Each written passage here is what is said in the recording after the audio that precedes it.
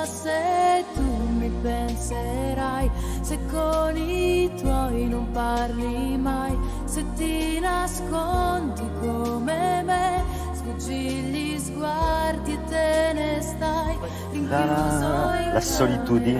Oui, Laura Pausini.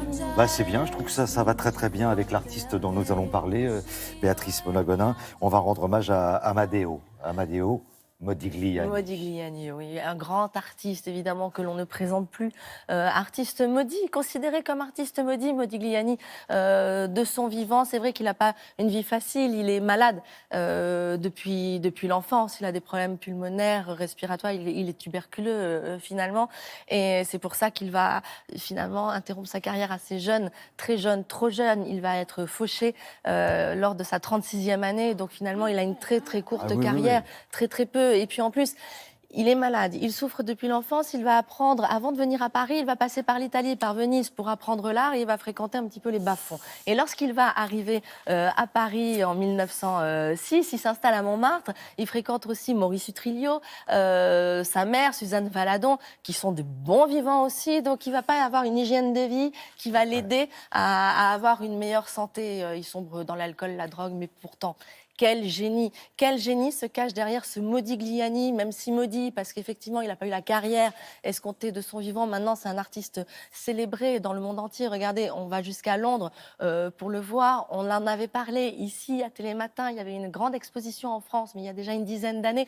Donc, c'est rare qu'on voit des monographies consacrées à ce génie de l'art. Et puis, la question qui se pose toujours quand on voit Modigliani, c'est qu'on va se dire, c'est répétitif, son œuvre. Oui, mais il n'avait que 35 ans lorsqu'il est décédé. Et ce qu'on ne saura jamais, c'est comment aurait évolué son art, comment aurait évolué sa carrière s'il avait vécu autant que Picasso, qu'il a fréquenté, qui était son ami, parce que c'était l'époque où tous ces artistes étrangers, on en parle régulièrement, arrivent à Paris au début du siècle pour former l'école de Paris. Et c'est tous ces étrangers qui vont donner une impulsion extraordinaire à l'art du début du XXe siècle. Je vous propose tout de suite de rejoindre la Tate moderne à London. Regardez.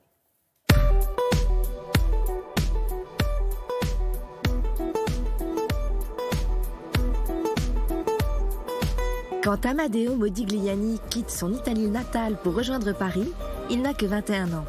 À son arrivée, c'est un choc. Paris est en pleine effervescence culturelle et la ville grouille de nouveaux talents. Modigliani sera un de ceux-là.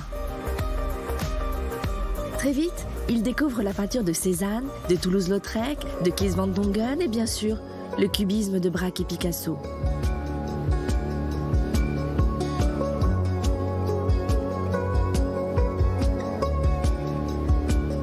C'est une époque où les artistes s'intéressent de près aux arts lointains et primaires. Beaucoup collectionnent les statuettes et les masques africains.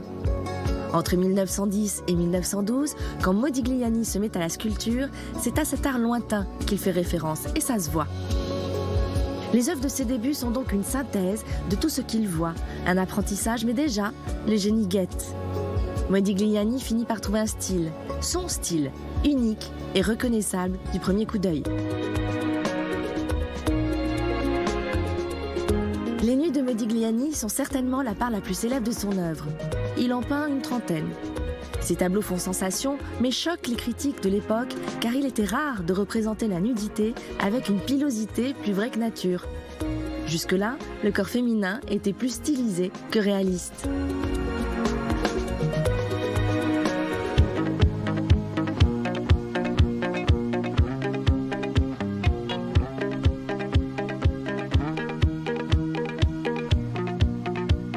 Les nus de Modigliani sont troublants de vérité, mais ce qui retient l'attention, ce qui fascine dans son œuvre, ce sont les regards.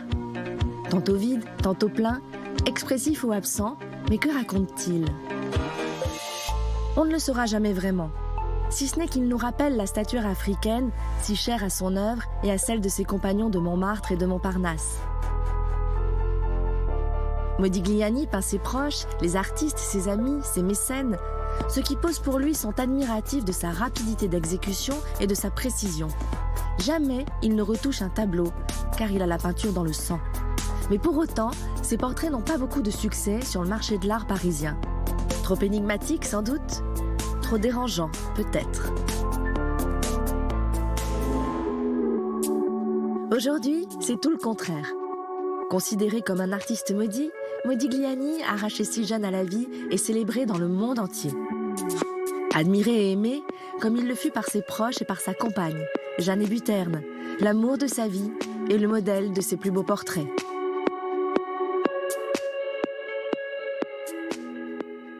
Vous avez jusqu'au 2 avril pour Voilà, découvrir. pour voir cette expo touchante, dont la vie de l'artiste est touchante, avec cette Jeanne Hébuterne, sa compagne, qui s'est jetée par la fenêtre 2 jours après la mort de Modigliani, enceinte de 9 mois, parce qu'elle n'a pas supporté la mort de son amour. Voilà, à la Tate Gallery à Londres, jusqu'au 2 avril.